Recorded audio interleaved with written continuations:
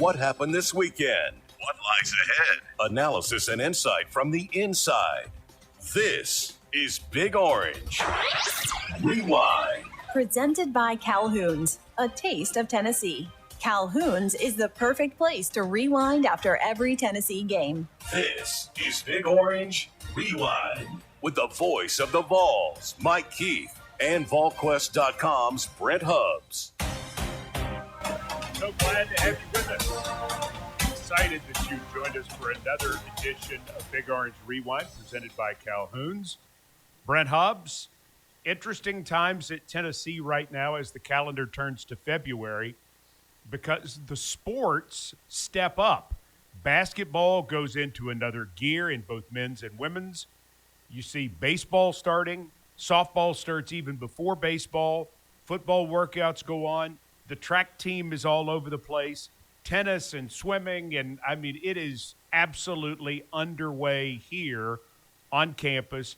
Obviously, the biggest focus at this moment is basketball. Start with the Lady Vols in the Rackley Roofing recap, a breakdown of Tennessee athletics from this past week presented by Rackley Roofing, transforming the roofing industry with unmatched customer service, detailed documentation, and the highest safety standards. Rackley Roofing, the proud official roofer of the Tennessee Volunteers. Lady Vols don't get to play Ole Miss as they were expected to do. Ole Miss actually had to move their men's game to Nashville to play Vanderbilt on Saturday, and then they've already bust here. Right. So because Oxford is so bad. So the Lady Vols sort of get thrown off their routine. They finally end up playing Mississippi State. It's not good. No, it's not. I mean, it was one of those deals. State was really bad in the first quarter. Tennessee was equally as bad. And then that game just got completely away from them at the end of the first half. And you thought, okay, maybe they make a run, starts the second half. They never made a run. They couldn't make enough shots, couldn't get enough defensive stops. That was by far their worst performance of the year. You know, at home on your home floor, you were playing pretty well and just did not play well, didn't show up. Kim Caldwell was clearly frustrated with her basketball team, post-game. Did not like the way they approached things, did not like their approach that morning before tip-off, and was a hard lesson. And she was very curious to see how her team would respond to it, but that was one that certainly you didn't pencil it. You don't pencil or ink anything in for a win, but at home with the way you've been playing, you had beaten Mississippi State by 10 earlier in the year, felt like Tennessee could get that win at home before this real tough stretch comes. Think that's a lesson for the Tennessee men going into the Ole Miss game on Tuesday? Well, I think it should be a lesson for every team, particularly in this league on either side. And I know there's a lot of talk about the men's side is not as good as it's been because maybe they don't have an elite team, which I would argue I think Florida can beat and win the whole thing when it's all said and done. I think Arkansas could win the whole thing. So maybe they don't have, two teams in the top 10, but this is a good league that's going to beat each other up every night. Games are close. You better assume nothing. And I think the worst thing you can do is assume something. And, it should be a lesson for the Tennessee, for Rick Barnes' team. They've won 3 in a row, playing better basketball. But there's plenty of work to be done, and there's things for them to go get better at. And mentally, you got to do it every time out on the floor. Rick Barnes said that in his postgame. He said that in the postgame after the win over Auburn in the clip that UT Athletics put on their YouTube page. It's going to be a war every night. You better strap it back, go get ready, get yourself rest, get recovery, strap yourself in, get ready to go play because it's no layups are coming down the pike for you.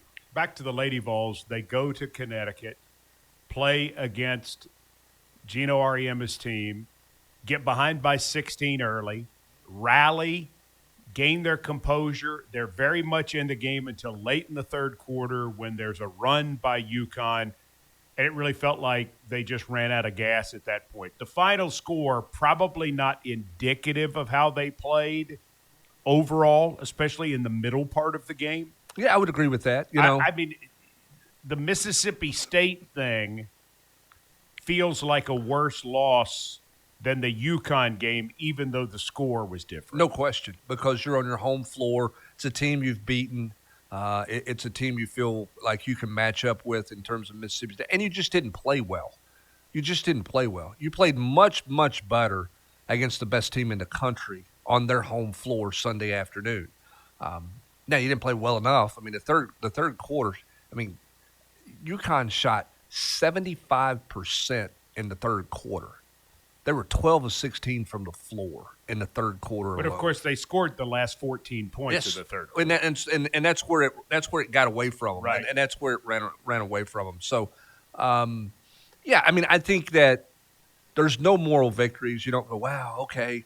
But you're sitting here looking at that going, if the Lady Vols would have played with that kind of effort and intensity in Knoxville against Mississippi State, then you're feeling very differently about things.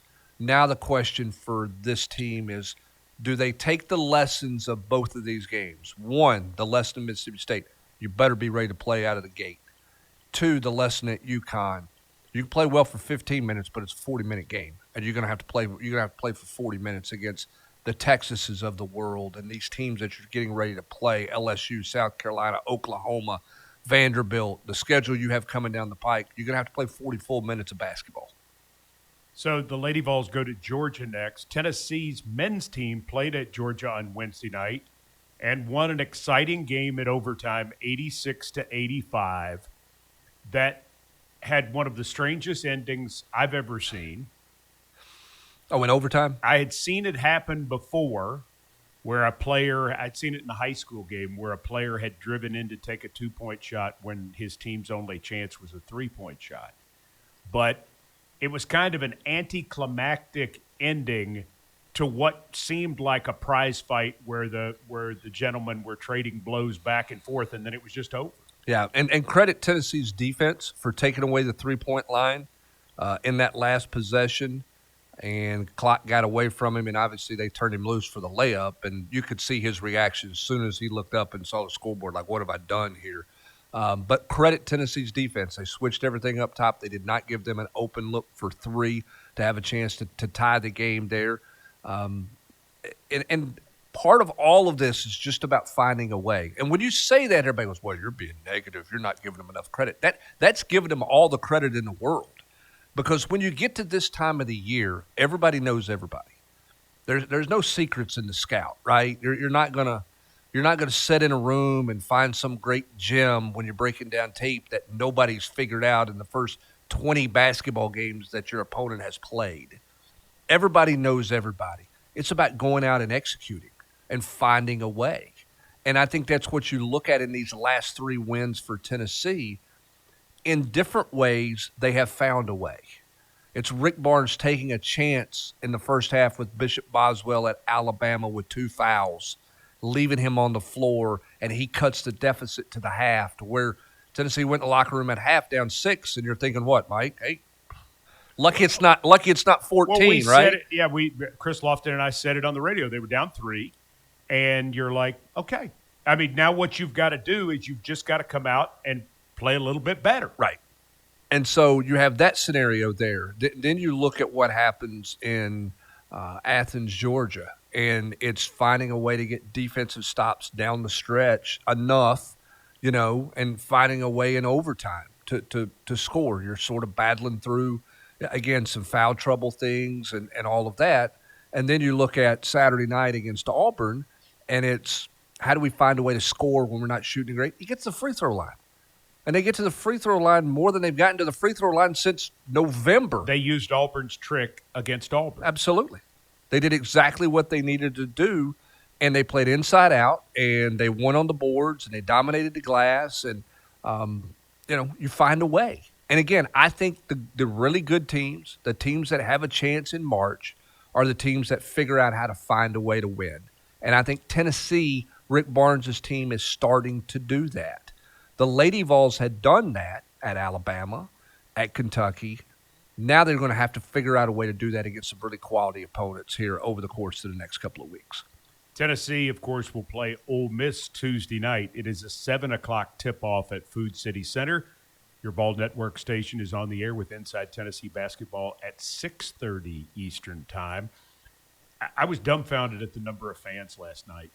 I was dumbfounded that so many people were able to make their way out to the arena because, in some areas there was more snow than others. It's a Saturday, and so they're not doing the extra work in most cases because school's not in session or things aren't happening the same way. Generally, a weekend day, they'll let slide just a little bit more. Not criticizing, just saying Right. That's life. And people did it. And they were a huge difference maker when that team needed it at various points in the basketball game. Well, to me, it's not a surprise because one, I think Tennessee fans love basketball. They love what Rick Barnes has done here. But Tennessee fans are going to find a way. They're going to find a way to get to one of their venues. I mean, Josh Elander's getting ready to play some cold baseball games, and you're like, what are these people doing sitting out here for? They love to watch it, and they love to be a part. And that's a game a lot of people had circled on the calendar. It's Auburn. Stephen Pearl's coming back. It's checker game. And, it's unfortunate that the weather the way it was. I thought the students, who were on campus was like, hey, man, we get to do something. They brought it. Because everybody's looking for something to do. And, I'm not surprised that they were there because that's who Tennessee fans are. Hey, make everybody aware, too, if you come to the games, you can listen to a broadcast feed of the Vol Network's called now that is not delayed. Stadium Cast is now in basketball at 99.3. So you have a chance if you come to the basketball games, if you come to the Food City Center, bring a radio, not like a big one, just small, and bring your headset, whatever you want to do. Tune it to 99.3, and you can listen to the live broadcast inside the arena. So that's something we're excited about and very appreciative that the technical staff, in particular Tim Berry, has made that happen. Well, and again, for Tennessee fans, it's always about the fan experience. You've got that. I think the things that Danny White talked about on the Mike Key Show on Thursday in terms of the traffic flow, helping that. Try to make things better for fans to be able to get in and out of the venues, make the experience inside the venue, giving you every option that's available to them is fantastic. That's what we should be doing for the Tennessee fans. Well, the G10 garage was a problem in football. It's been a problem in basketball. They heard you. It did not fall on deaf ears. It was not ignored. And now being able to enter the G10 garage off Philip Fulmer, if you turn on you have to turn off Cumberland onto Philip Fulmer.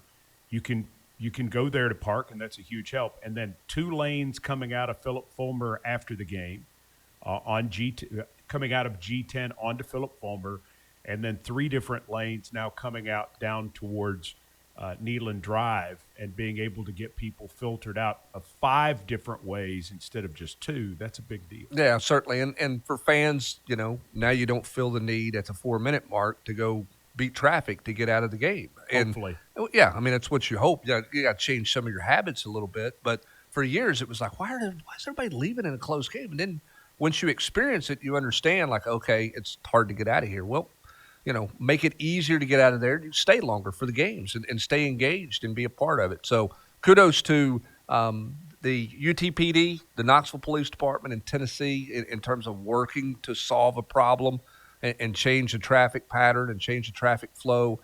I know it's something that they have dealt with and talked about throughout football season. There will be some tweaks to next football season with that we'll find out about later. But they didn't just sit back and say, well, we got a football problem. It's like, you also got a problem in basketball. Let's go to work on it. And that's what they've done. The garage problem. Yeah, hopefully it'll be better for everybody throughout the month of February. That's the Rackley Roofing Recap, brought to you by Rackley Roofing, the official roofer of the Tennessee Volunteers. Your questions via text at 865-657-1278, 865-657-1278. We'll get right to those when we come back with more of Big Orange Rewind presented by Calhoun's.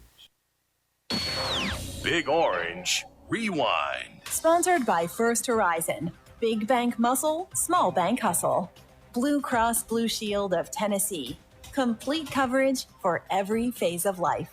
By the natural gas utilities and pipeline companies in Tennessee. Natural gas. Pilot, the official travel stop of the Vols. See you out here. RJV Kubota, with 2 convenient locations in Knoxville and Nashville. And by Ford. Visit your local Ford dealer, proud sponsor of the Tennessee Volunteers. UT fans know it takes teamwork to win. And when you choose Blue Cross Blue Shield of Tennessee, you get a team who served Tennesseans for 80 years. From babies to seniors, big needs to small, we offer health coverage that fits your life and your budget. All from a company right here in your community. Now that's what we call a big win. Blue Cross Blue Shield of Tennessee. It's football time in Tennessee, and that means it's time for Calhoun's. Whether you're headed to the game or watching from home, make Calhoun's your pregame, postgame, and every game headquarters. From hickory smoked pulled pork to the legendary ribs, juicy burgers, and mouthwatering brisket, Calhoun's delivers the flavor that fuels Big Orange fans. With 9 convenient East Tennessee locations, there's a Calhoun's near you. So gather your friends, wear your orange, and experience why they're the taste of Tennessee. Calhoun's, proud to serve ball fans since 1983. At Sonic, the All-American Smasher is at the top of the burger food chain. Get it hand smashed and made to order with a side and medium drink for just $6. That's not just a big deal. That's a giant, massive, gargantuan, humongousaurus rex of a honkin' big deal for just $6. A deal this big shouldn't cost this little. Get the Sonic $6 All-American Smasher meal today. Tax not included. Exclusions apply. Limited time only at participating Sonic drive-ins. You want to live free? Yeah, yeah. Hey, Vol Nation. It's Coach Barnes, here to remind you why Pilot is the official travel partner of Tennessee Athletics. Every season is a journey, building on what's in the rear view while keeping your eyes on the road ahead. The folks at Pilot know all about that. They're out here to help you make the most of every mile. Just like things were always better in that Tennessee orange, every journey's better with a stop at Pilot. See you out here.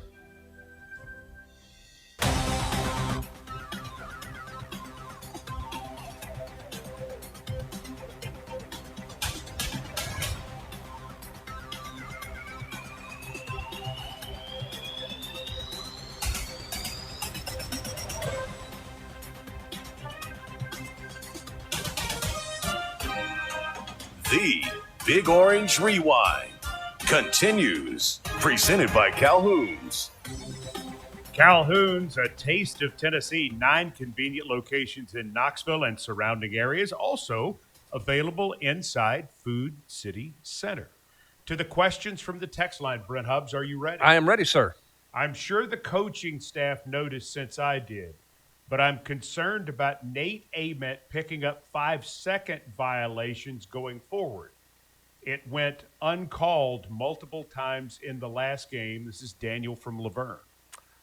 I don't think that's on Nate as much as it is on the guards getting open in the full court press. You know, Are you talking about inbounds? That's what he's talking about, right? He said the 5-second call, 5-second violations. I don't know if he's talking about the inbounds or the fact that when you pick up the ball now, when you pick up your dribble, you can't hold it for 5 seconds. It used to be each player could only have the ball for 5 seconds without making a motion toward the goal.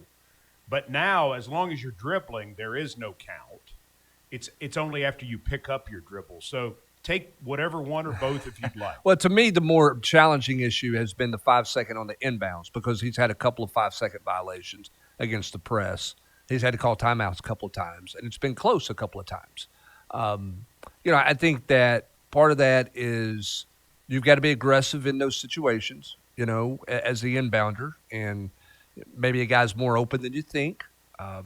I think some of that is your guards have to get open or your press offense has to do a better job of getting open as well.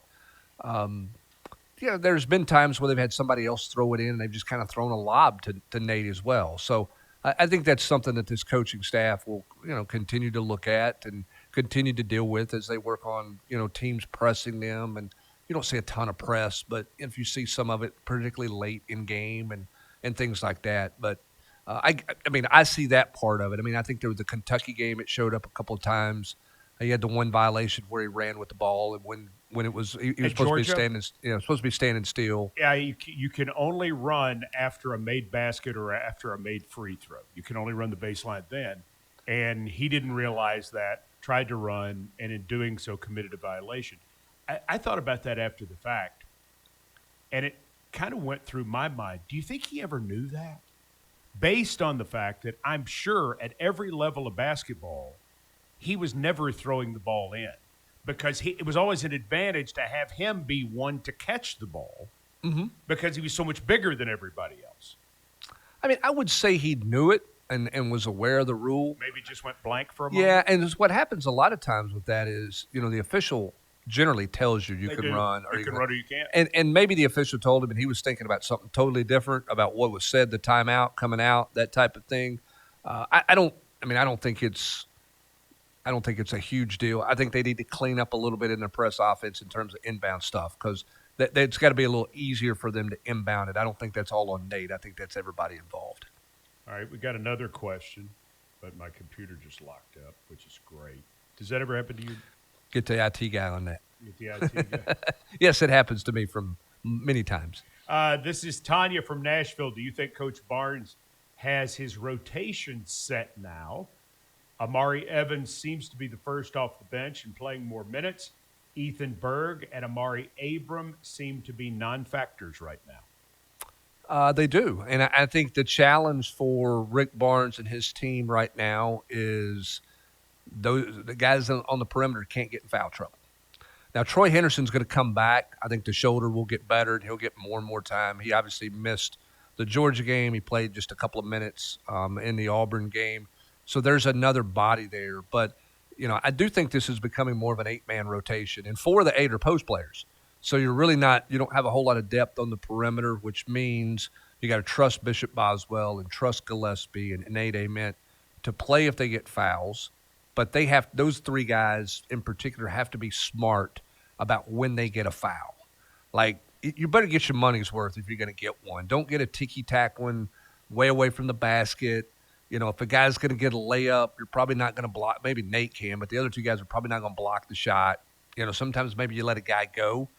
I thought in the Alabama game, and I know I'm going back, but I thought in the Alabama game, Nate and Bishop Boswell both did a really good job midway through the first half, through most of the second half, of doing just that. There were a couple times Boswell just let a guy go. Nate had one where he could have tried to climb a guy's back and was like, yeah, I'm not going to get that foul there, and just kind of let it go. Which is what he did at Florida that really cost him. Yeah, so it's a learning experience. You have to be smart about that. Gillespie has to be smart about that because I think you're seeing this team, you're seeing Rick Barnes as we get into February moving forward. I do think things are shrinking down a little bit in terms of the trust factor. When you get into these types of games, who you need on the floor late in that game's got to be out of foul trouble or they got to be able to manage themselves. Gillespie's got to be smarter and not get the foul. Like, he picked up the 2 quick ones right to start the second half, and he got his 4th one with, 13 minutes to go in the game. He can't do that. And listen, that's not a knock on Jacoby Gillespie, okay? I'm not criticizing him. I'm saying he's so valuable to this team. Absolutely. He cannot put himself in those situations. Rick in Pikeville, is there a chance Ament doesn't turn pro after this year? I think he's going to be a lottery pick. I think he goes pro. It's a great class that's going to come out. Well, that to me would be the only reason, because it is an historic class of freshmen. It's one of the best class of freshmen ever. So the only question to me would be if you thought by returning for a second year, you could take a major jump into the top of the 2027 draft, because you get paid a lot of money to play college basketball. Mm-hmm. You do. Everybody says, well, you'd be giving up the money. If you don't go pro, you'd be giving up the money. It's like, it's pretty good. Well, and listen, on the football side of that, we're seeing that particularly at the quarterback position. Some guys, less injury-prone spot, are coming back for their senior year because they're making so much money in college that, hey, I think I can take a jump. Whereas 10 years ago, those guys would have gone pro. Right. Because they're not making any money. My thing with Nate is this. If I'm an NBA scout, I'm sitting here and I'm looking at him and I'm watching tape of him in December, and then I'm watching tape of him again in January, and then I'm watching him live now, and I see his development rapid. I see how he's playing more physical. He's playing in a better stance. and he's a positionless basketball player, and the NBA is a positionless game. How many of these, some of these guys are locked in more to positions, right? They're a true post player or they're this. I mean, he can really play in a lot of different places and do a lot of different things. I think that's why there's so much intrigue and has been with Nate Ament that, I think the NBA is going to love him. Not necessarily that he's an impact guy right away. He's a guy that they look at and go, man, he made a lot of – I mean, he was not the focal point really as a basketball player on his team until his senior year of high school. And you look at where he's at now and how far he's developed under Rick Barnes in a short period of time. There's some people going to love him because of that. Oh, there's no question. I think the only question would be, do you sit there in a situation where you're potentially outside the top 10, if that were to be the evaluation? I have no idea what it is. And you think by playing another year of college, you could be top 5. Now, is that worth it? I don't know. But here's what you don't know. You don't know where Nate Ament is. Right. Is he ready to be a pro? Right. Is he ready to be on a 14-day road swing, in the NBA? Is he ready to live that life? Or that's the part of it that you don't know. Because while we talk, it's easy to talk about the money because we do know what the money is. You know what top 10 pick is versus non-top 10 pick.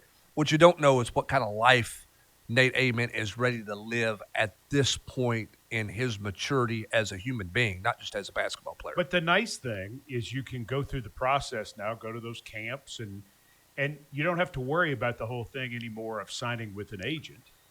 That was what always did guys in, is because in order to get paid, to potentially get endorsement deals or whatever, they would sign with agents, and then the agents would front the money. Mm-hmm. So they could start getting money the minute they picked an agent. Well, now that doesn't matter. Everybody has an agent as a junior in high school. Right. They're pros now. Mm-hmm. And so you have the ability to wait it out as long as you want to. And if you don't hear the word that you want to hear, if you don't hear you're definitely a top 10 pick or whatever, then you can make a decision. Here's the challenging part to that, though. You can make that decision and come back in June. Mm-hmm. The head basketball coach at the college you're playing at needs to know before then, because the portal window is right after the Final Four, and you're trying to assemble a roster. So you're sitting here going, okay, what is my budget in the portal? How much money do we have to spend? Okay, well, what if he tells me he's coming back in June, but then maybe he leaves me in June? Am I holding a spot? Am I holding all that money to let somebody in the portal I need leave and go somewhere else because we weren't sure what to do? The timing of it doesn't add up very well. Except for one thing, Brad. Think about who you're talking about. I'm just telling you. You're talking about potential lottery picks. In Tennessee's case, you're talking about the highest-rated player who has ever signed with the program. So my point is. So you're saying you're going to hold money for him regardless? You might miss out on 2 of his replacement guys. No, I'm saying you go find the money. You go find the money, just like you found the money for him this time around. Right. This wasn't just laying around to go get a player like him. I think you'd be okay, and you don't need to fill every scholarship. There are some programs like Alabama was able to, bring a player back because they had an open roster spot with a scholarship. Tennessee happens to have 15 guys on scholarship.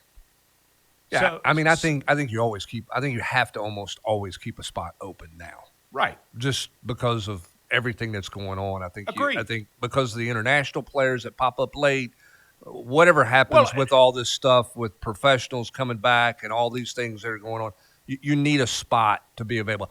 I don't disagree with you. You're not going to tell Nate Ament, hey, you're not welcome back. We don't want you back. Yeah, there is no change. I'm not saying that. But when you're trying to put the dynamics of your team back, it's not just the Nate Ament situation.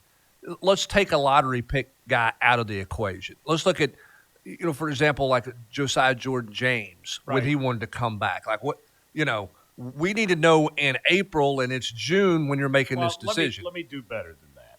Let's say it were, in this case, he were an underclassman. It was Jacoby Gillespie, who was your point guard. Okay? You would definitely need to go out. If Jacoby Gillespie's going to leave, you would definitely need to go out and get a point guard, a veteran point guard. Agreed. Okay, so then you would have taken the money, you would have taken the spot. Same reason Jacoby Gillespie didn't seriously consider Tennessee coming out of Belmont is because they had Zakai Ziegler. Correct. And he wanted to play.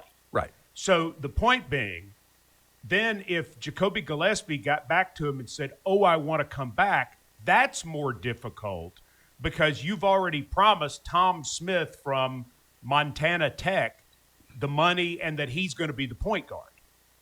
You know, and now all of a sudden he's like, you told me this wasn't going to happen. Then you've got something on your hands. I think with Nate, the fact that he is a lottery pick, that he's 6'10", and that he's basically positionless, I think you'd figure that out. Oh. But, I think on paper, when you see all the mocks, you say that's all irrelevant.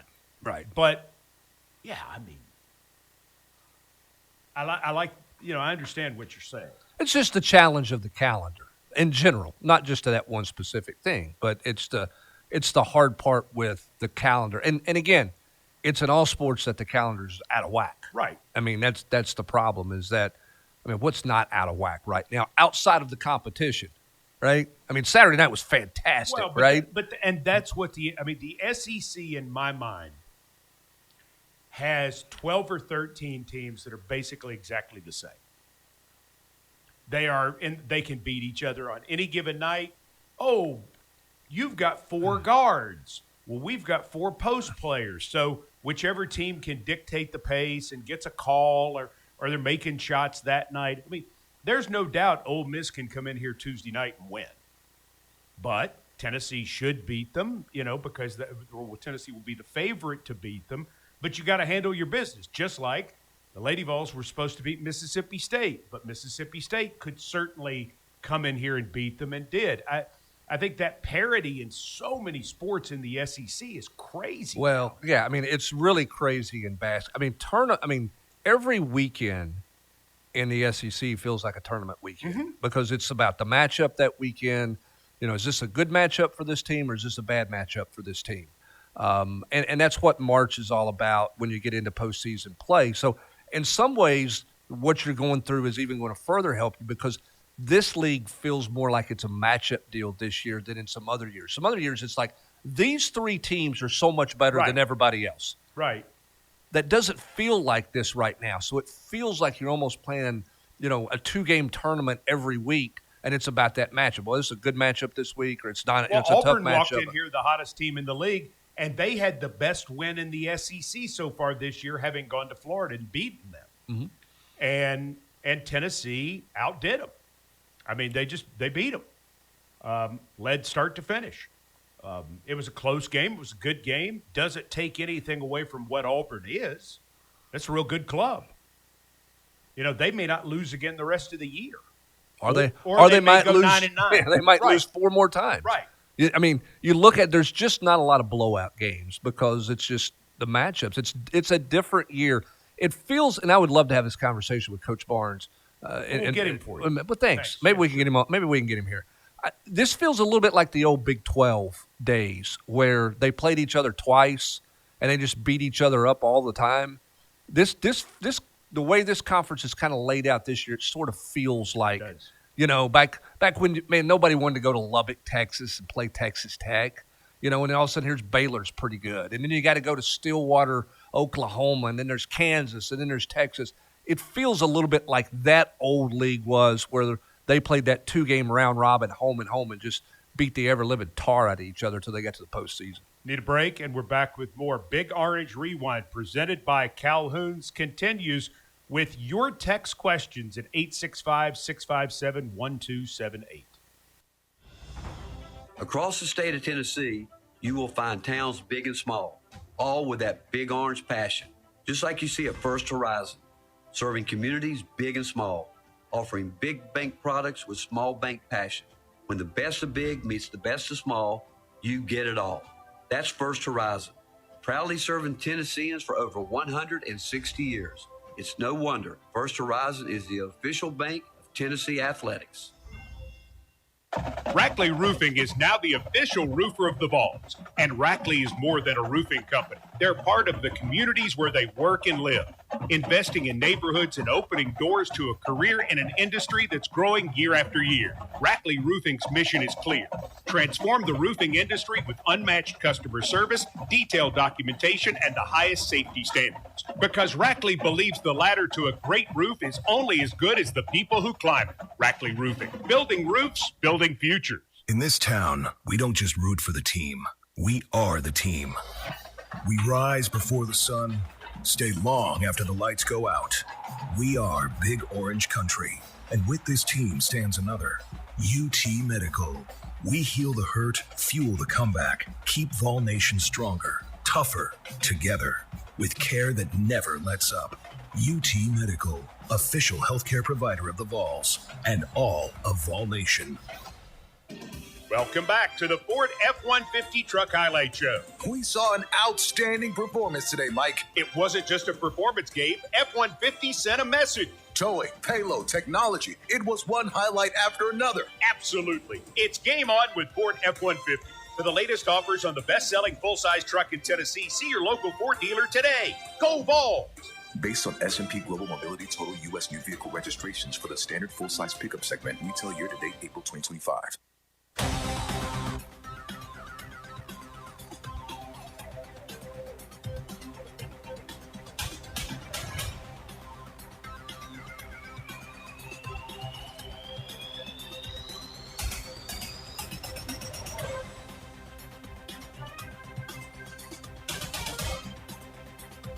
The Vol Network's Big Orange Rewind continues. Presented by Calhoun's. Need a haircut with the Great Clips app? You can put your name on the list from anywhere and head to the salon when you're up next. Because getting a great haircut shouldn't mean putting your life on hold. Great Clips. It's going to be great. Text question from 865-657-1278. In the Georgia game, Tennessee missed 4 free throws, although Georgia missed 2 free throws at the beginning of overtime. Why are we missing key free throws? My heart can't take it. James from Cleveland. They only missed 2 in the second half Saturday night against Auburn. James may have sent that. As the text line is always It open, is. Brad. It is. I'm just telling James that his heart was rescued on Saturday night. Well, my thought is that James sent this in after the Georgia game. No question. I mean, 16 of 18 in the second half and 25 of 31 for the game. That's great. How about Dwayne Brown down the stretch at the free throw line? Pure. I mean, he was 15 of his first 20. Yeah.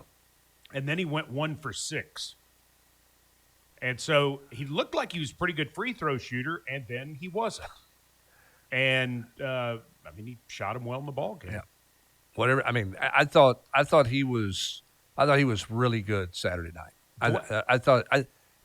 His basketball IQ is much, much better than I think he gets credit for or anyone thought it was going to be when he arrived at Tennessee. I hope he's a 4-year player here. I do too. Because I think he'll thrive. He'll thrive. All he'll do is be a starter the next 3 years or be the first man off the bench and be a key player who'll get you double digits and 8 or 9 rebounds going forward. You know, when he's playing, if he plays 30 minutes, which he probably would, 25 to 30 minutes, he's a good basketball player. He'd only get better in the strength and conditioning program. His IQ will only go up under Rick Barnes. Apparently, Nate Ament made a comment about his jumping ability or lack thereof. He did. It was pretty fantastic. What did he say? He can't jump over a stack of papers? 2 stacks. He gave him 2 stacks. Mm-hmm. Couldn't jump over 2 stacks of papers. But he did praise his IQ, and he did talk about how comfortable he feels with the flow of the offense in the half-court game with Brown on the floor. I mean, he had 4 assists last night, or Saturday night. You never, ever see Brown out there and think he looks clueless. Now, a couple guys have worked him over. He got worked over at Florida a little bit, but, oh, by the way, Chenyelu is really good, and Houck's really good, and Condon's really good. And it was his first experience with that. Right. I mean, okay, that's fine. but he never looked clueless. He's just a player that for whatever you're going to recruit around him, and I mean, you're going to go out and try to sign top 20 players and try to bring in the best transfer portal guys, but he has a chance to be a mainstay, in my opinion. Well, I think when you look at Rick Barnes' success as he has adapted to the world that is college basketball, which is so much of the transfer portal now, his culture is so vital to him and so important, and there's so many things that he's just not going to compromise on, that when you have a guy who's been in your program and stays in your program, it helps guide that culture so that when the new guys come in, whether they're a high school player or a transfer player, whether they're highly regarded or not so highly regarded, they understand this is how you do business. Right. And I think it was Ziegler and it was Meshack, as Barnes has talked about multiple times. I think you're seeing that with Bishop Boswell. I think Dwayne Brown can be one of those guys. I think Amari Evans can be one of those guys as well. If those three guys will take and run with being the core, and you kind of build around the core. That's the challenge in this day and age, is holding that core, whether it's 3 or 5 guys or whatever, trying to hold that core together so that they can build it and keep everything going the way it's been going. You want Cade Phillips to come back and be a part of that core because he understands it. He understands the culture. He understands the expectations. He probably has 2 more years. Yeah, and he can play. If he can stay healthy, he can play. Well, I mean, once you fix the thing he has wrong with his shoulder, you're fixed. That's the great news. He's doing great, as you would expect, because he's young and he's healthy and he's got expert medical and training and rehab advice. And he's engaged. He's engaged. He still travels with the team. Not engaged to be married. I mean, no, engaged with the team. No, we don't want to surprise anybody, especially some who might be listening. We're not talking about them. Yeah, we're not talking about that. I'm saying engaged with the team. But we know what you mean. Brett Hubbs, breaking news here tonight. No, I'm not breaking any news. Please don't do that. That leads to this question from 86. I'm just moving right along. Yeah, it's a good thing. 865-657-1278. Do you think Rick Barnes is surprised in what he's getting from his freshman class? Nate Ament aside, Dwayne Brown has been a beast. Amari Evans is a Barnes type of player. Seems like coach hit on the freshmen, and they're contributing early, taking minutes from the veteran players that transferred in. That's from our friend Kevin in Columbia. Do I think he's surprised? Yeah, I think he's surprised. Is this what he thought this team would look like? No. I mean, I think he was expecting, quite frankly, more from some veteran guys, particularly some guys in the post that have been more inconsistent.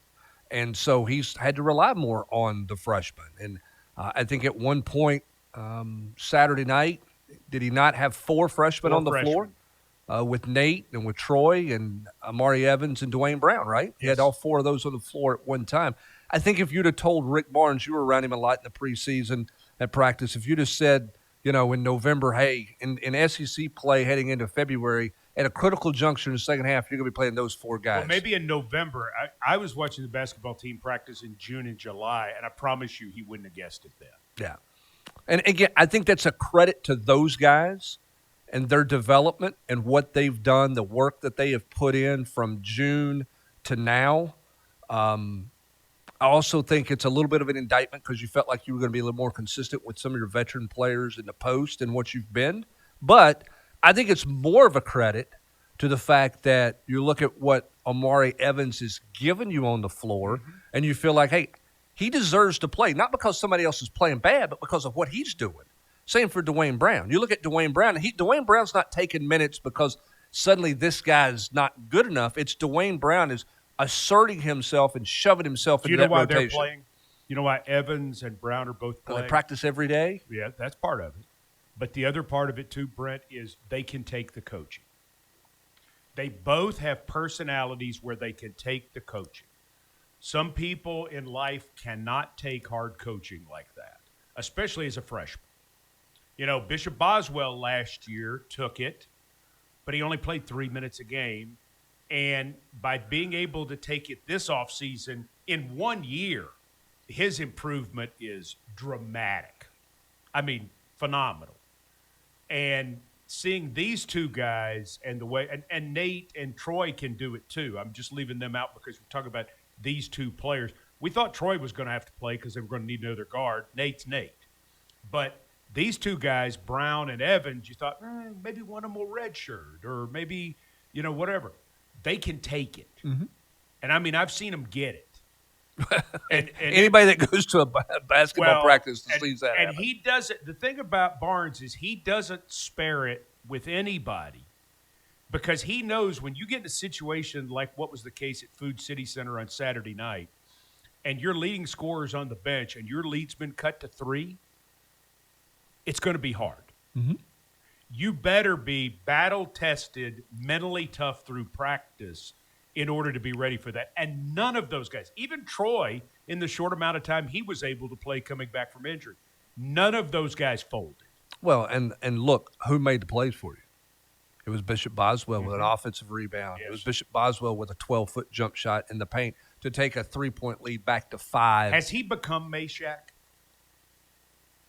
I don't think he's as good defensively, but I think he's better offensively in critical situations, if that makes sense. But I'm talking about the role. Yeah, I think so. Because you knew who Meshack was. Yeah, I think Meshack was more of the, he's the stopper. Mm-hmm. I think Boswell's a stopper, but I think Boswell can in the clutch offensively be a little better than Meshack was. He was excited to play against Hall. As I'm good sure. as Hall is, and Hall is a super player. Well, I mean, he's got that. He's got a football mentality Right. about him. He's got grit and toughness, which is why he can take that coaching. He like Meshack. He carries a little chip on his shoulder, much like Meshack. Meshack, Yeah. yeah. It's just I think he's a little more polished. I think he's more polished offensively than Meshack was. He doesn't have Meshack's height to be as good of a defender on anybody on the doesn't have his court. length. Yeah, he doesn't have the length to be able to guard 1 through 5 Right. the way Meshack could in a pinch. We need a break. We're back with more of Big Orange Rewind, presented by Calhoun's. At the University of Tennessee, the torchbearer stands tall, a symbol of leadership, light, and the volunteer spirit. Just like that torch, natural gas provides the energy that lights, warms, and powers Tennessee every single day. Reliable, clean, always ready to serve. Natural gas, keeping the torch burning bright for Tennessee. You're shopping for hard-working apparel or searching for the right ration for your cattle, Co-op is here to supply your rural lifestyle. With just the right selection of products to help round out your chore list, our family of co-ops is driven to serve everyone living in Big Orange Country, supplying essential supplies for the farm and home. Find a location near you by visiting ourcoop.com and go Co-op. It's basketball time in Tennessee, and Alumni Hall is the place to gear up for your Tennessee Vols. Shop the largest and newest selection of top brands like Nike, Columbia, Peter Millar, New Era, Yeti, and more. Mix and match champion tees, 2 for $38, and spend $150 to earn $10 Hall cash for your next visit. Shop alumnihall.com. Visit Alumni Hall in Knoxville, Murfreesboro, Bristol, or Johnson City, or download their app. Alumni Hall, the ultimate volunteer shopping destination. UT fans know it takes teamwork to win. And when you choose Blue Cross Blue Shield of Tennessee, you get a team who served Tennesseans for 80 years. From babies to seniors, big needs to small, we offer health coverage that fits your life and your budget. All from a company right here in your community. Now that's what we call a big win. Blue Cross Blue Shield of Tennessee.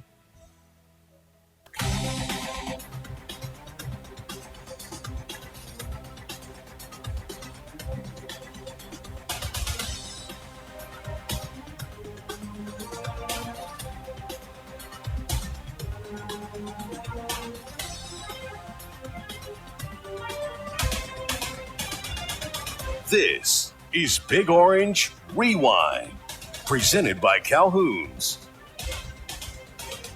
Glad to have you back with us. Big Orange Rewind, presented by Calhoun's. Where do we have dinner tonight? Calhoun's. Calhoun's. Picked up at the original Calhoun's on Kingston Pike at Mississippi. They do a great job there, by the way. Mm-hmm. They at the old original down there. The original, and it's a great takeout joint too. They really do a great job with that. It's fantastic food, as always. As always. All right, so let's get back to the questions. And let's see, I've got one for you. We've got limited time here, Brent. So Chad in Franklin wants to know, are we concerned about the Tennessee bench over the next 4 weeks as we get into the grind of the remainder of the regular season? Well, I think everybody would like to be deeper, but I think most teams get kind of pared down in their rotation a little bit. And, I mean, you are who you are at this point and who you're comfortable with. You certainly don't want a sprained ankle or any kind of injury like that. Nobody does in college basketball. But I don't know that a lot of people are playing, and a lot of people are playing 10, 12 players. I mean, most people's rotation are 8 or 9. Do you know Ole Miss plays 13 guys? That's crazy. And they don't do the Kim Caldwell 5 in at a time. That makes me wonder if they're just trying to find they are. Yeah. You know what I mean? That's not – I don't think that's the way he wants to be. That's just kind of who they are right now. I mean, they're not starting 2 of their best players. Yeah. Chris Beard, I mean, there's got to be some story there, right? I did it trying to establish some things, or I don't know. But, I mean, they've been highly competitive against some teams, been right there. Yeah. And then they've had some losses. They've been much better at home than they've been on the road. Yep. Played well at Vanderbilt yesterday, though. Played very well. 865-657-1278. The Ball Network text line is always open. We'd love to hear from you. Miss any of today's Rewind? Catch the full podcast with Mike Keith and Brett Hubbs. UTSports.com. We are the Vol Network.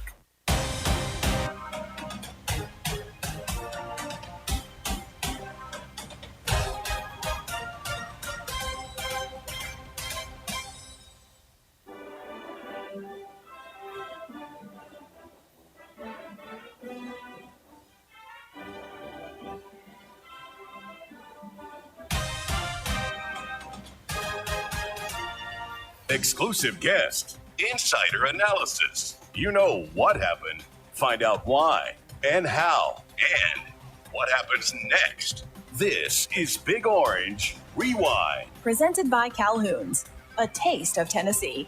Grab a taste after the next Tennessee game. Calhoun's.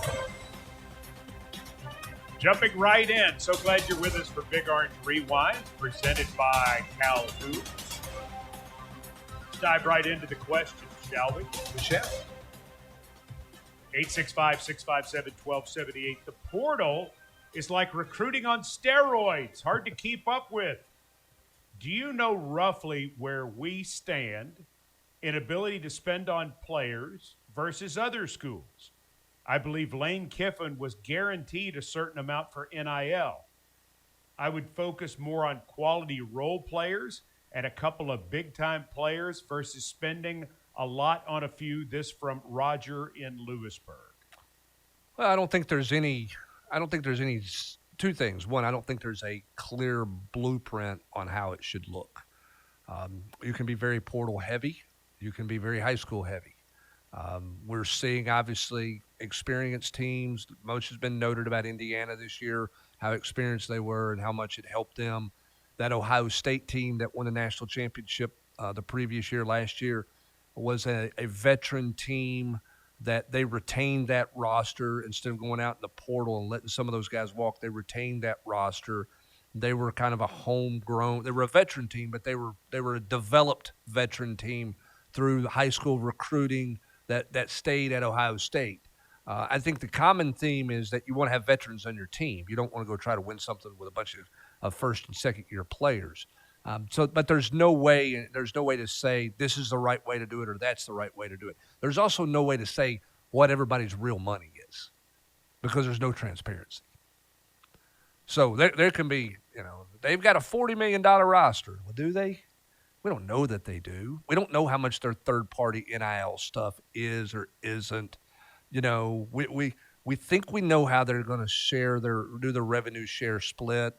Most people are going by the House settlement policy or what was stated out from that, but you don't really know. exactly what somebody's roster number is. Do I think Tennessee has money to spend on a football roster that makes them a competitive team and should make them a competitive team? Yes. What that number is, I can't tell you. Okay. And it's hard for me to say, that they have exactly what they have at Texas or Oregon or what LSU's spending or, any of that. We just don't know. There's just no transparency, and there's no way of knowing that third-party transparency. Now, the College Sports Commission, which is the controlling arm, if you will, approving third-party NIL deals, they're in the process of hiring about 5 more attorneys and investigators. They're going to try to crack down on things, on what's approved and what's not approved, to try to curtail some of the spending. I don't know. I mean, there are so many various ways to get around and circumvent policy, rules. Well, how soon before a kid sues them? Quickly. Yeah, that quickly. They say you can't make $1 million to do. Who are you to say that's not a legit deal? Yeah. To do your own radio show. Yeah. Who's to say that's your not own a legit podcast? Deal? Sure. I mean, that's going to happen. Now, here's something interesting. This is a story Seth Emerson did for The Athletic this week. The SEC should create and enforce its own rules on tampering and other regulations, said University of Georgia President Jerry Moorhead, who added there is support among at least several other presidents in the conference. He was speaking Friday after the Georgia Athletics Board meeting. He wasn't getting into the whole Dabo Swinney deal with Ole Miss. He wasn't getting into what he sees as a lack of institutional. He did express frustration about what he sees as a lack of enforcement by either the NCAA or the College Sports Commission, but he wasn't really getting into anything specific. He said this: "So I think we're getting to the point that the Southeastern Conference is going to have to create its own set of rules, enforce them against our members, and hope that we can set as an example that the other Power Four conferences would then follow. But we desperately need rules that are going to be enforced. We have rules, but they're not being enforced." Now, here's what another quote before you respond. "And I would hope that once we set the standard, then the other P4 conferences would notice what we've done and decide it's time for some order in their own conference, even though we can't mandate that. What's the risk? That we're going to have a great orderly conference where we're all working together and everyone else is in chaos? Does that really put us in a bad position? I don't know. Maybe it puts us in a better position to have less chaos, because right now we have chaos and we're still waiting for someone to enforce the House settlement, for someone to enforce the NCAA tampering rules." Those comments from Georgia President Jerry Moorhead, one of the SEC's longest tenured presidents since 2013. His AD, Josh Brooks, was standing right next to him during this conversation with the reporter, and Josh Brooks was nodding in affirmation. Thoughts? I think that's a great thought. I don't see how you get anything done. I don't see how that ever comes about. How's people policing each other within your own conferences? I don't see it. I mean, it's so you're going to suddenly say, okay, we're going to follow all of the rules and we're going to limit. They're saying they're going to set their own rules. Okay, but I mean, how are you going to get all 14 people to agree? 16. Or 16 people to agree on the rules?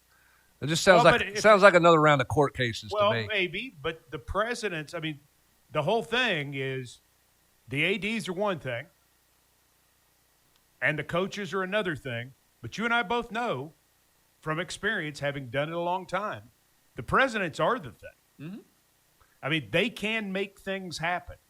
Coaches, Dabo Swinney can throw out every theory he wants, and John Calipari can write an op-ed, and we may agree or disagree with what they're saying, or we may not be interested at all. Who knows? Those are theories. Those are suggestions. What presidents do can be quite different. It can be. I still think that it's. I don't see it developing. I don't see everybody going down the road the same way to the point where you could make anything like that really work, because everybody's going to scream disadvantage compared to your neighbor in another conference and all of that. I just don't. I don't see it. I guess I'm looking at it from a negative point of view, but I just don't see how that gets anywhere. But doesn't it have to start somewhere? Oh, it does. And could that not be a way that it at least starts?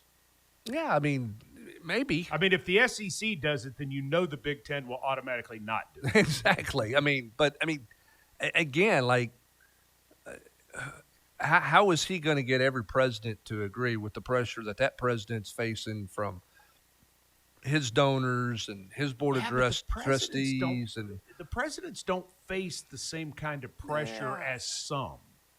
They're trying to grow. They're trying to grow their systems. They're trying to grow their universities. Athletics are important. I don't know. What he's saying is not wrong in that somebody's got to take a stand and somebody's got to start. My soapbox on this. It's he's talking about something for the betterment of the game. Okay. Nobody's interested in the betterment of the game. They're interested in the betterment of themselves. Okay? One conference wants it one way, another conference wants it another. Now we think within one conference we're going to get everybody to agree? There's a bunch of ADs and a bunch of football coaches right now that are mad at the commissioner and the president because they're playing an extra conference game. And the playoff didn't expand. So, I just don't know that those presidents are going to stand up and just dictate to everybody, hey, this is what we're doing. But it wouldn't be the first time they've done it. Yeah, but we haven't seen anything like this since Prop 48. Have we really seen anything like this before? Because the difference here is all the leverage is to the student athlete. Right. All of it. They have all the leverage. And no offense to the student athlete, they don't really care where they play. A lot of them don't care where they play at. They play where they're going to get paid the most money. Well, how many guys played for 4 schools? Yeah. So how do you get everybody to row the boat in the same direction when this player's going, well, I can go to this conference and do whatever I want to do over here? How are you going to hold all of that to the level you want to be at? And if you really think, okay, we're going to do it all by the book in the right way, and every conference is going to do it. I don't know that he's necessarily. Well, but he's saying he's creating a book that nobody else is going to follow. No, he's saying that the league is going to be the leader in stepping in and putting some guidelines in place that will actually have teeth. I don't think he's going to say there's a salary cap. I think he's going to say this is what can be done. These are the periods of time that contact can happen or things of that sort. Yeah, but you've got to. It doesn't sound Pollyanna the same way to me as it does to you. Yeah, I'm on the jaded side of it, I guess, but it does. It sounds like you're in Lego land trying to do something that's just not real. I thought it was interesting because it's a president. Mm-hmm. I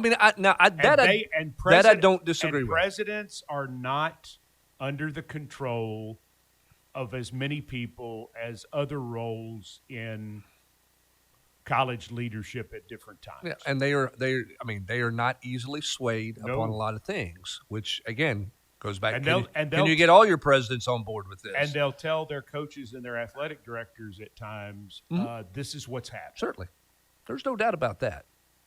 So, it is unique that it comes from a president. But so do we hear about this in Destin? Nah. We're going to talk about how big the check's going to be in Destin. Do we hear about... That's what we're going to talk about. I'm not sure. If I were a football coach with everything I have going on in recruiting during that time, I'm not sure I would even go to Destin. Why go? That's another topic. But the point is, too, Kirby Smart is not real involved in the transfer portal like some schools. Which is also the point of view that Georgia comes from. It's very different. Is they have not lived and died with the portal. They're not trying to catch people. Nope. They're there. Mm-hmm. So they're not playing catch up like some other people are. Which is what are. some people may say to this guy. It's like, yeah, well, you've got it so good. So right. we'd like to be Indiana. You've been Georgia for 10 years now, and that's working out for you. Yeah. Do you think LSU is going to go, okay, yeah, we'll do it every day, or are they just trying to go get back and win one? Well, but if you're LSU, you're under some sort of investigation or not for football. But you're still going through it. I think that's the story. When you talk about, and no offense to the president of Georgia, but I think the story of the next 3 or 4 months in college athletics is what happens with the scrutiny of the contracts and the third-party NIL with the College Sports Commission. Is there teeth there or is there not teeth there? There are some athletic directors who believe there's real teeth to the College Sports Commission and that they're going to block a bunch of these deals. But then what do the players do? Well, there's some other people who say, block it. We'll see you in court, and we'll take our chances on winning at a local level court. So that's the question, is where's the teeth to that, and where's the enforcement of these deals that people are scrutinizing now for the first time? Well, and I mean, it's just to take it a step away slightly from what you're talking about.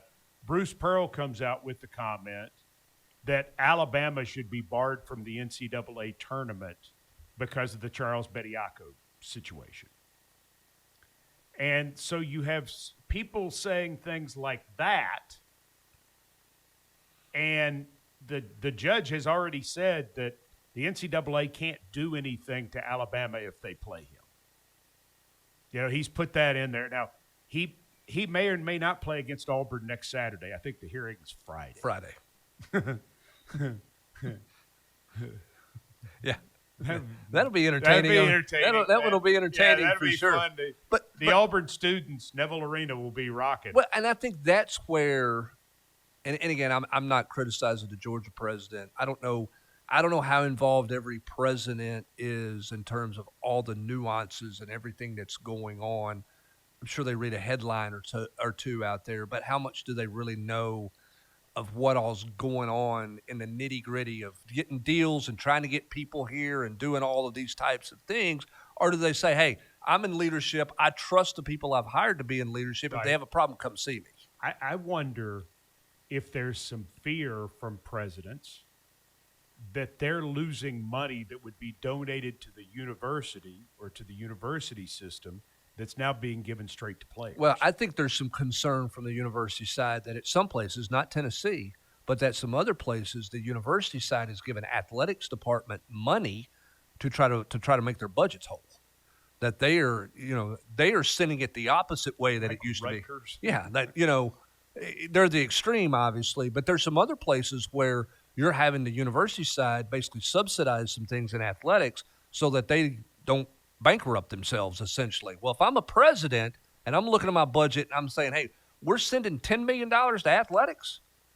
Well, what was athletics revenue coming in last year? Now you're playing in the president's playground. Sure. That's a whole different place that you're playing in. And are they looking at those financial numbers? And that brings some of this about. Well, the other part of it, too, is the presidents have to look at 2026, but also 27, 28, 29, 2030, 2031, and they realize that at some point this will have been a fad. At some point this will be under control.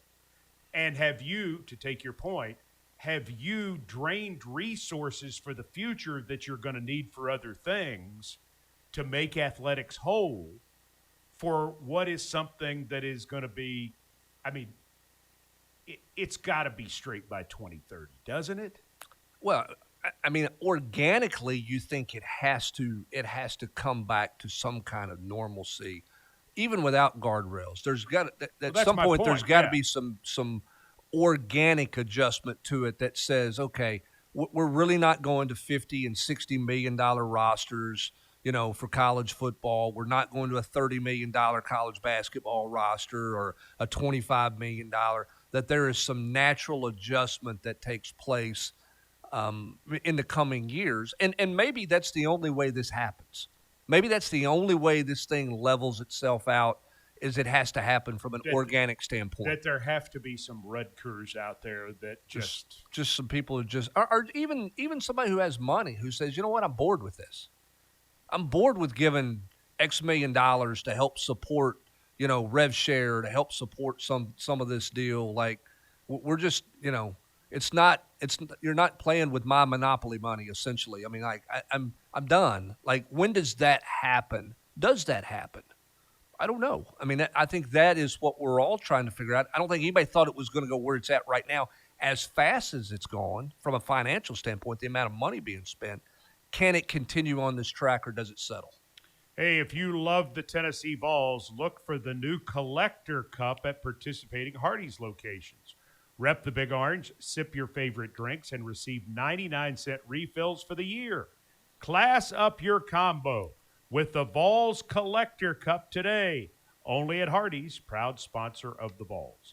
Brent Hubbs and I taking your text questions at 865-657-1278, 865-657-1278.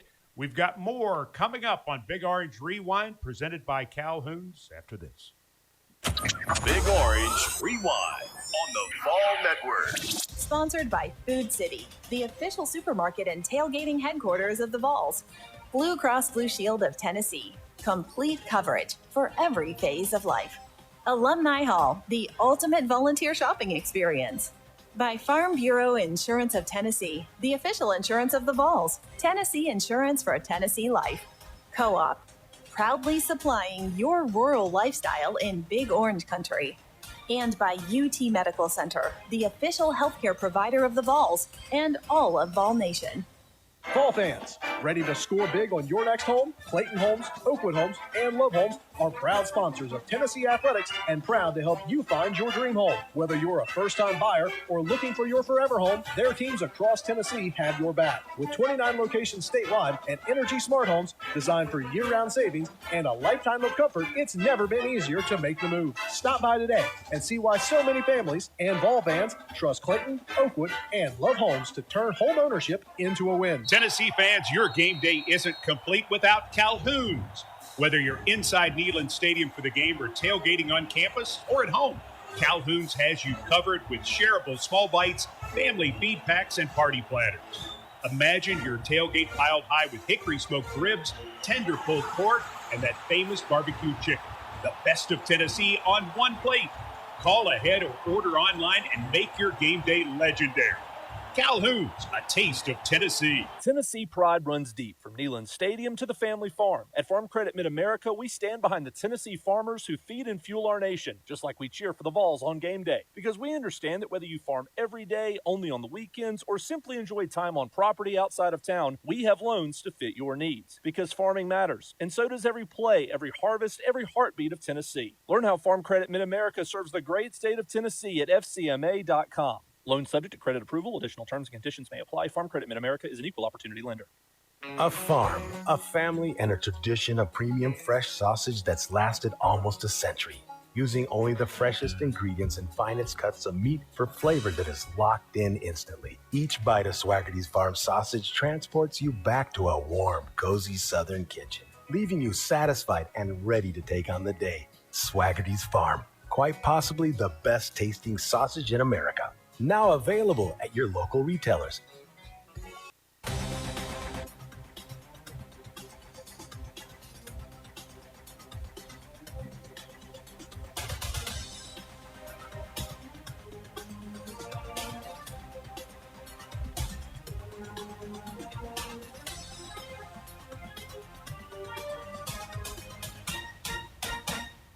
The week ahead. The final analysis on This Week. Big Orange Rewind, presented by Calhoun's. This season, enjoy and celebrate with the great, refreshing beverages that support University of Tennessee athletics. Light and crisp, truly hard seltzer, Twisted Tea, real brewed iced tea with a twist of lemon, Modelo, brewed for full-time Vol fans, Coors Light, choose chill, and Vol Lager from Yeehaw Brewing Company. Distributed across the volunteer state by Cherokee Distributing. Remember, celebrate responsibly, and 21 means 21. Junior from Crossville has a question. How would it work after spring ball? A quarterback doesn't get the starting job or playing time he was thinking of or promised, unenrolls, and is pretty much a free agent with no spring portal. Is that something in the minds of any players right now? I don't think that they would be deemed. They'd have to win. I think they would have to win in court some eligibility status to make that work, where they could be eligible in the fall. Have to sit. Yeah, they would have to sit under that because they're leaving, even though they unenrolled. They're basically trying to create their own transfer portal window, and I think that they would have to win something in the courts in order to do that, because once they enrolled and stayed in school through the transfer portal window and they're in school, they would not be eligible to go anywhere else until the next January when the portal reopens, unless they won some kind of appeal. They took the grad transfer rule out. Used to, the grad transfers did not have to abide by the window that was the portal. They took that away. So you can't be a grad transfer and transfer in May anymore. You used to be able to grad transfer outside of the window. You can't do that anymore. They took that away. And the other thing you can't do is say this happened to Jimmy Joe, whoever, and he didn't get the playing time or lost the starting job. Well, I'll just go to X school and walk on. Nope. I mean, could he withdraw from school and transfer down and play a division?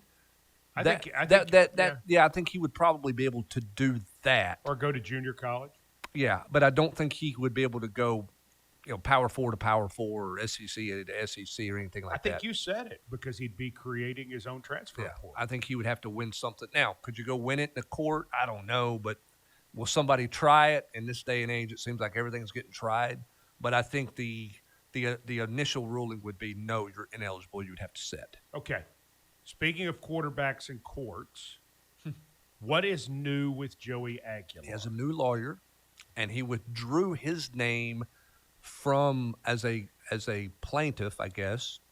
I don't know if I got my legal terms right, in the case where he was with the rest of the student athletes, including Diego Pavia, which Pavia started that case. He pulled himself and asked to be removed from that case.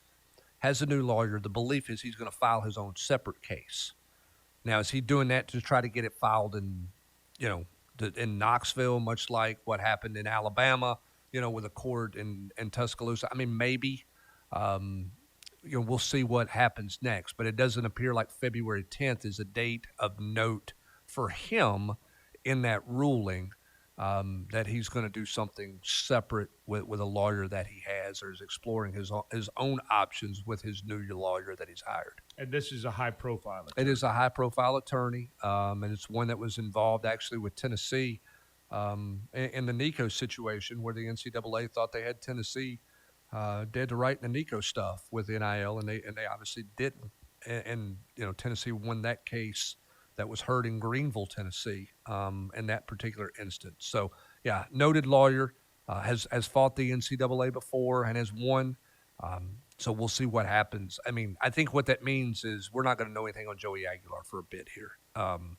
Could it be a late spring decision, perhaps, but we'll see what that looks like. Again, he would be in a situation, if he won it, I think Tennessee would be his only option unless he transferred down, because he's not in a portal window anywhere. So we'll see what happens. And as you said just a moment ago, he would not qualify as a grad transfer. He would not with the new rule. Not with the new rule that's in place. A year ago, yes.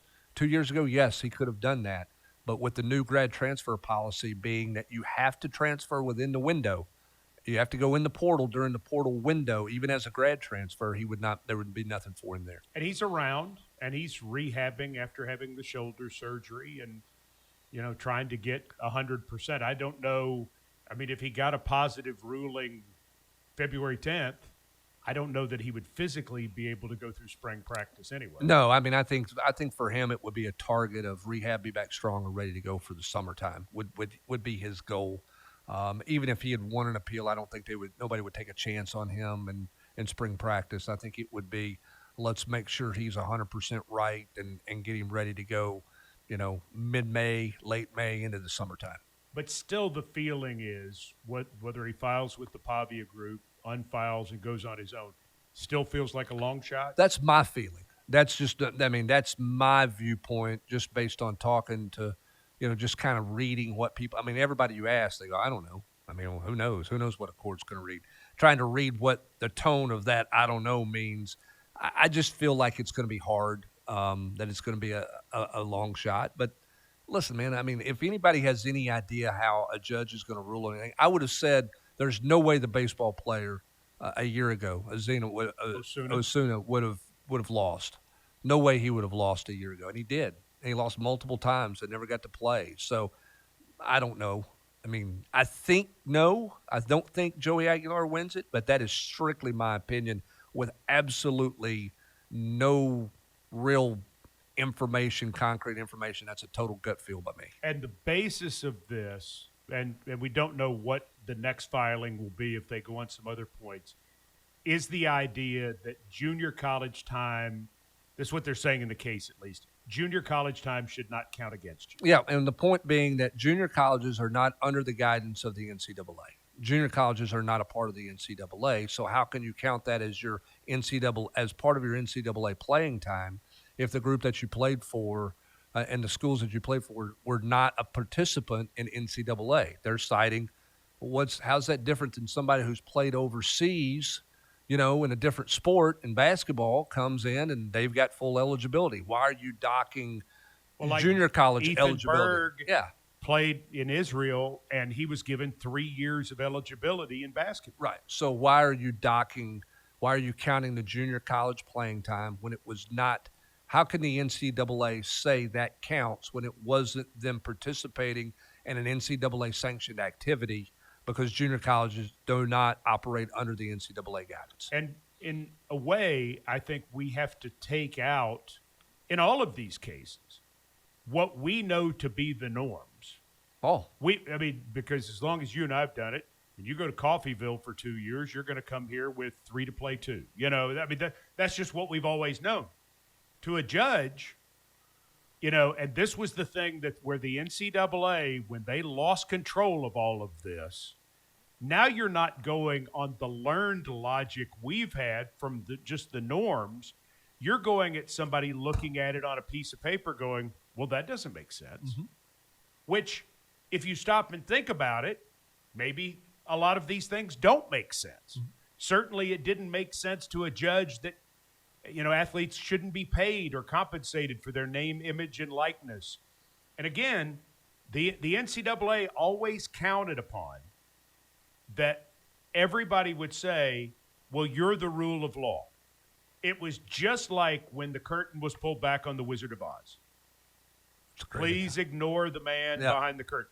And the NCAA had all the juice, and they didn't have the forethought to change over the course of years, to vary, to realize times were changing. Had they done that, they would probably still be in control of all of this. I think, and this is my opinion, I don't think the NCAA ever thought someone would see something all the way through from start to finish. Ed O'Bannon. And Ed O'Bannon said, I don't care how long it takes.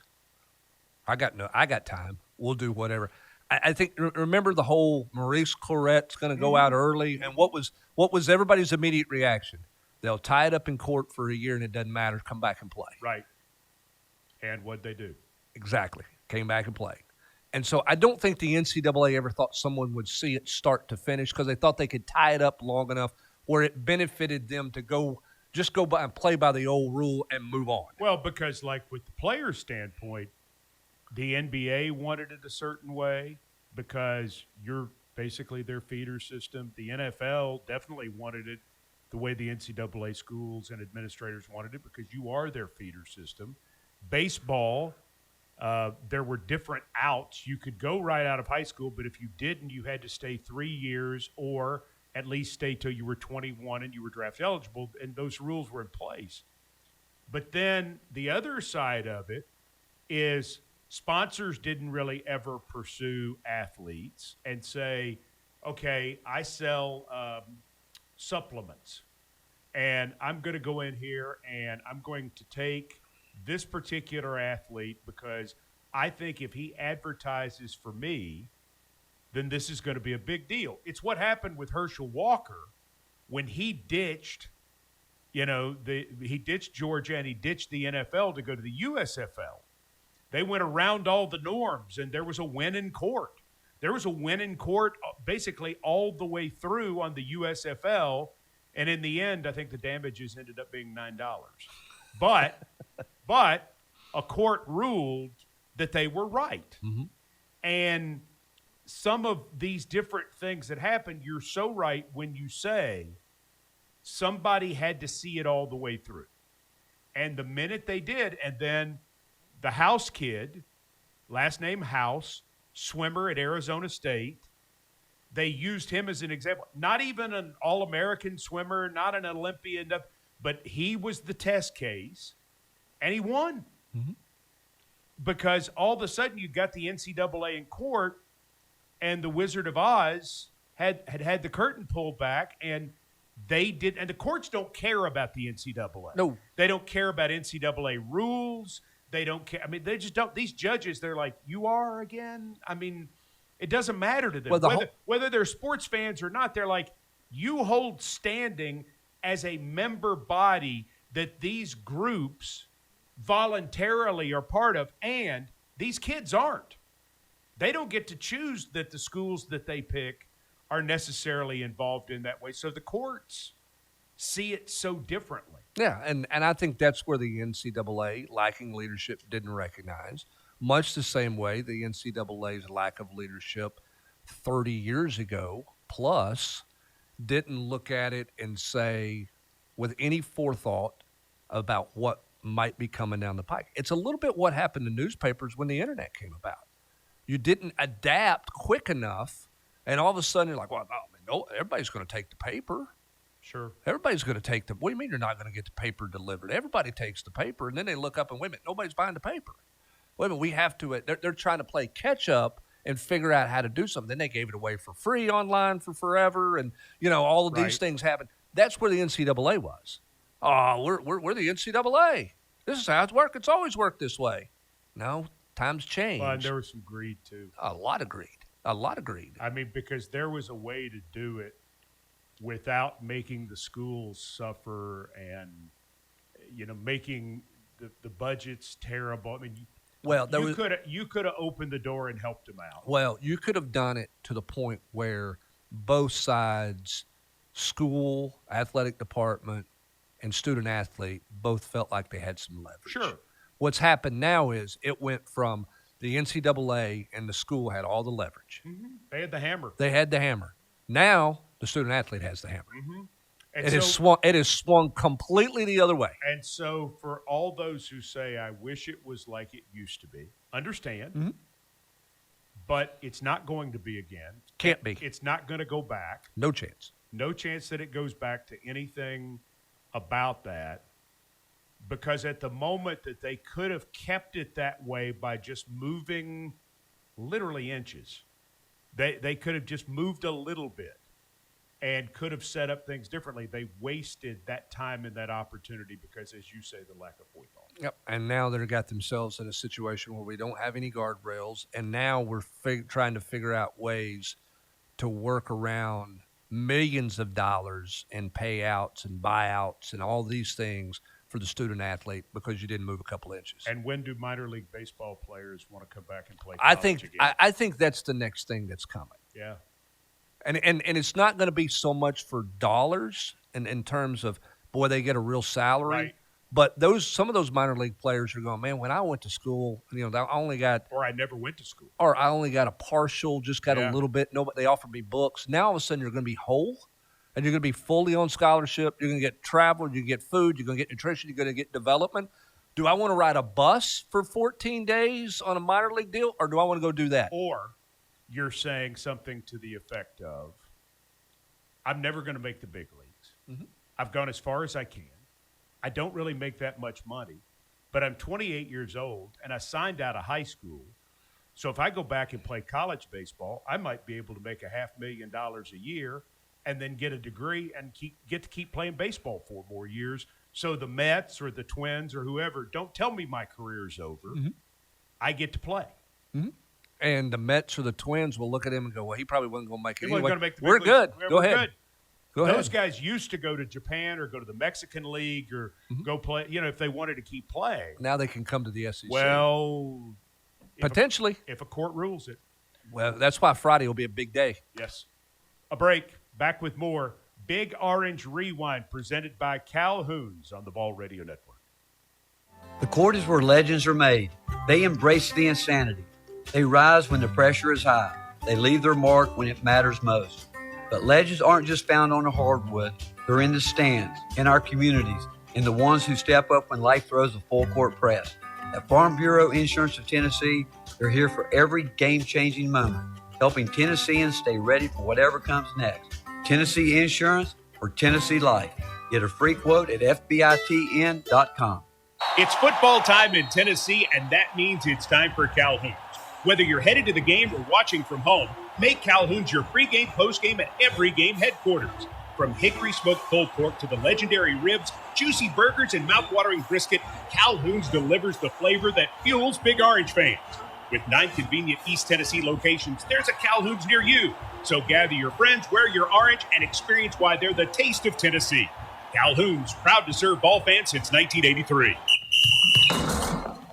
All right, ladies, if you want to play well, you need to pick well. Coach Caldwell, are you saying we need to set better picks? I mean picking healthful foods to eat better and be your best. At Food City, their Pick Well program makes eating healthy easy. Just look for any of the 7 Pick Well shelf tags like Heart Healthy or Dietitian's Pick and more in-store and online. You can't play well unless you pick well, only at Food City, the official supermarket of the Lady Vols. Tennessee fans, the Vol Shop has everything you need to support the Big Orange with a 15,000 square foot store in the Student Union and other locations on Cumberland Avenue, in the University Commons, and inside Neyland Stadium. The Vol Shop is stocked full of official gear and exclusive apparel. The Vol Shop is your go-to retailer for Tennessee merchandise. If you can't make it to campus, shop online at utvolshop.com and be sure to follow them on social media. The Vol Shop, the official campus store of the University of Tennessee.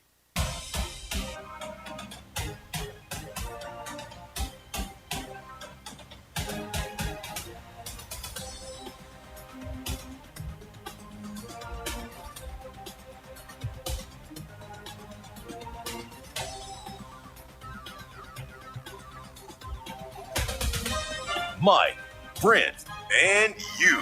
Big Orange Rewind, presented by Calhoun's.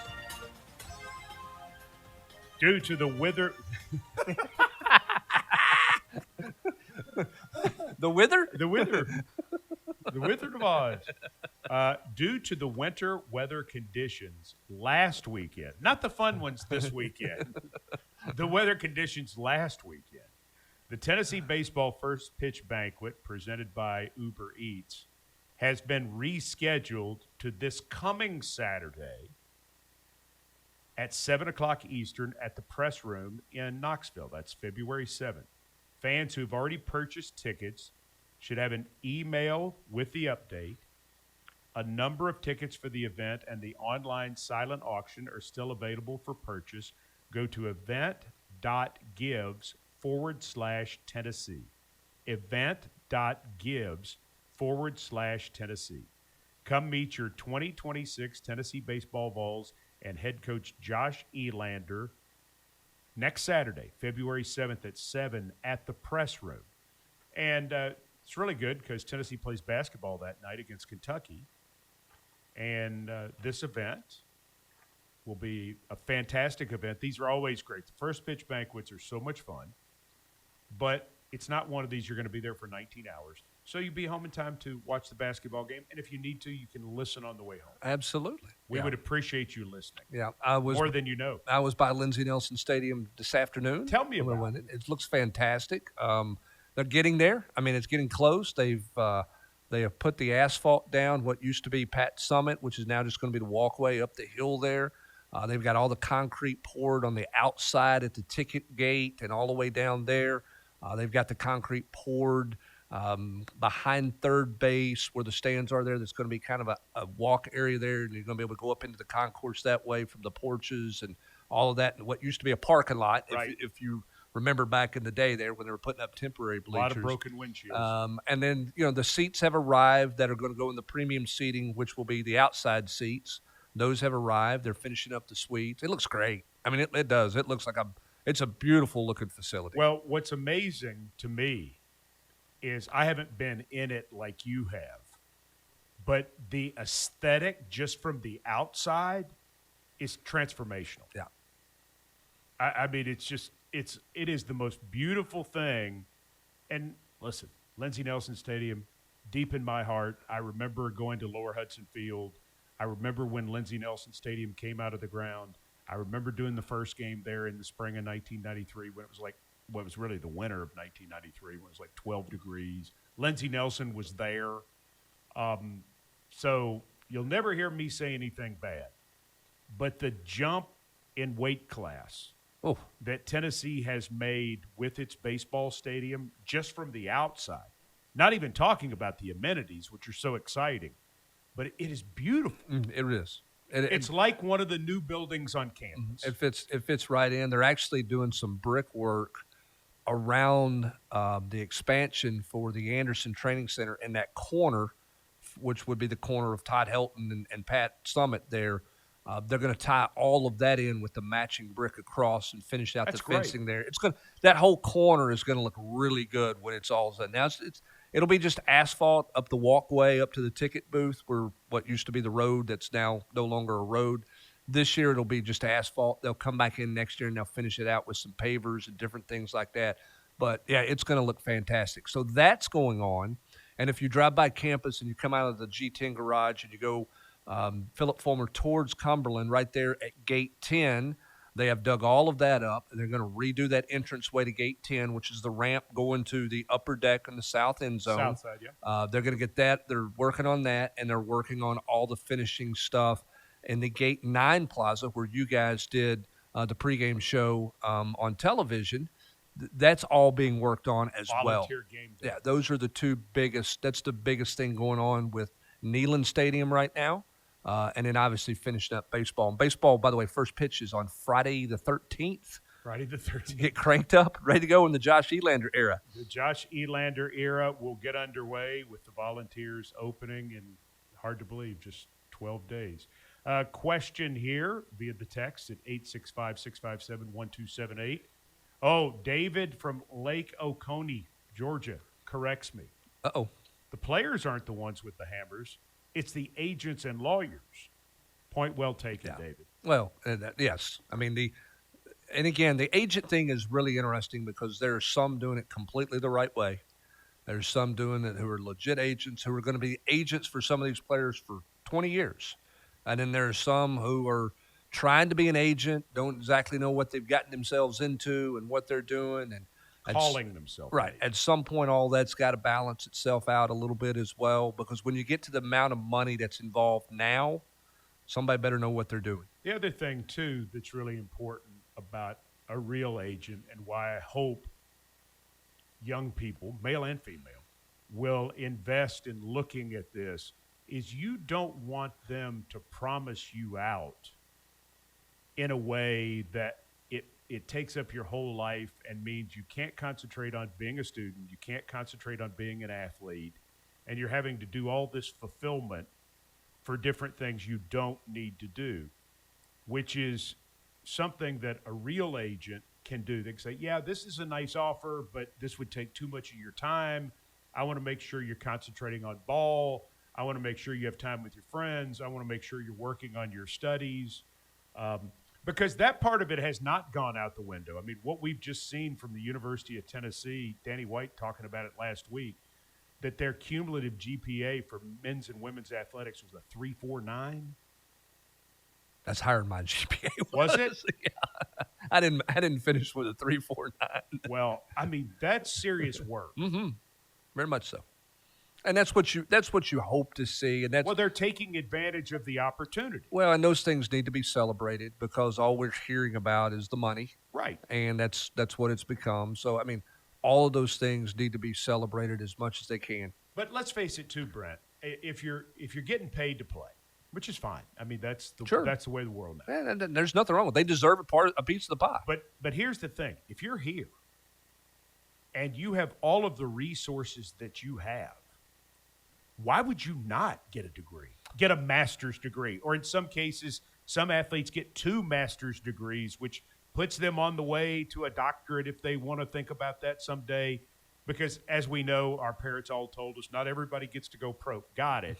But even if you are going to go pro, man, to have your degree completed and not have to go back. I get it, and I'm with you 100%. But when you're 18 to 21 years old, I mean, think about you at 20.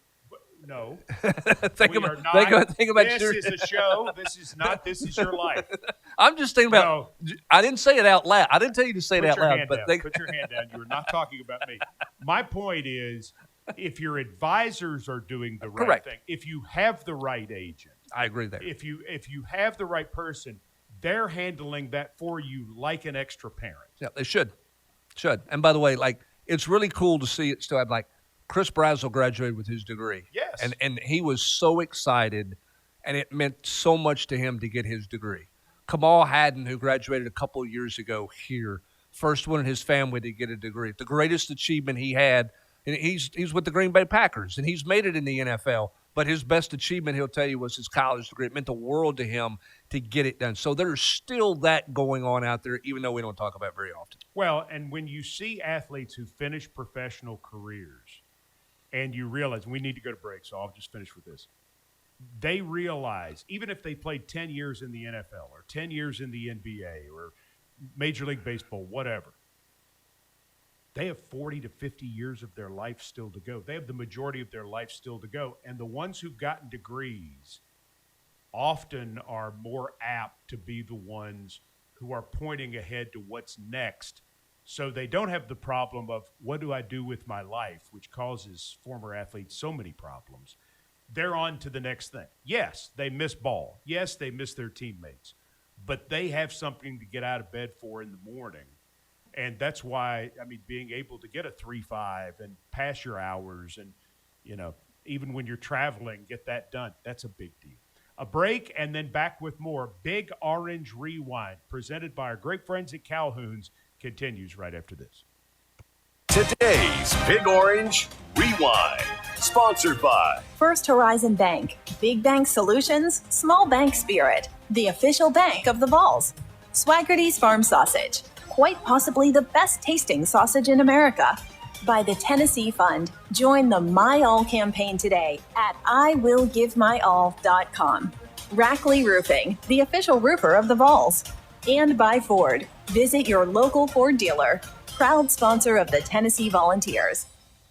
When getting the job done right is job one, you need construction equipment that's built right. From compact track loaders to the world's #1 selling compact excavator, the Kubota construction lineup features durable Kubota engines, more comfort, and the versatility to do it all and do it right. Visit your local Kubota dealer today. Go to KubotaUSA.com for full disclaimer. Visit RJV Kubota locally in Knoxville or Nashville. RJV Kubota, a proud supporter of the Vols. Tennessee fans, your game day isn't complete without Calhoun's. Whether you're inside Neyland Stadium for the game or tailgating on campus or at home, Calhoun's has you covered with shareable small bites, family feed packs, and party platters. Imagine your tailgate piled high with hickory smoked ribs, tender pulled pork, and that famous barbecue chicken. The best of Tennessee on one plate. Call ahead or order online and make your game day legendary. Calhoun's, a taste of Tennessee. Vol Nation, if you're looking for quality performance apparel, look no further than Turtleson. Founded by UT alumni out of Bristol, Tennessee, Turtleson designs clothes and accessories that fit your lifestyle. From the office to the country club or the Tennessee Volunteers tailgate, Turtleson has the apparel that looks as good as it feels. Ask for Turtleson wherever you buy your volunteer gear or visit Turtleson.com to learn more. Turtleson is a proud sponsor of the Vol Network. Go Vols! From the practice court to the fourth quarter, our attitude is always the same. Confidence and commitment can easily turn dreams into reality. Where there's a dream, there's a way. And that's First Horizon's philosophy. Big bank muscle, small bank hustle. That's First Horizon. Over 160 years of banking based right here in the Volunteer State. It's no wonder First Horizon is the official bank of Lady Vol basketball.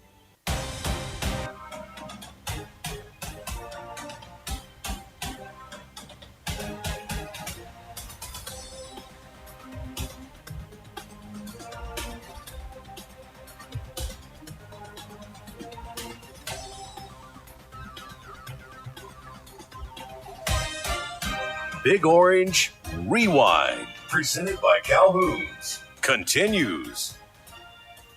This week, a lot going on in Tennessee athletics. A few of the highlights just in the final seconds here. We'll tell you that Tennessee will play basketball at home Tuesday night against the Ole Miss Rebels.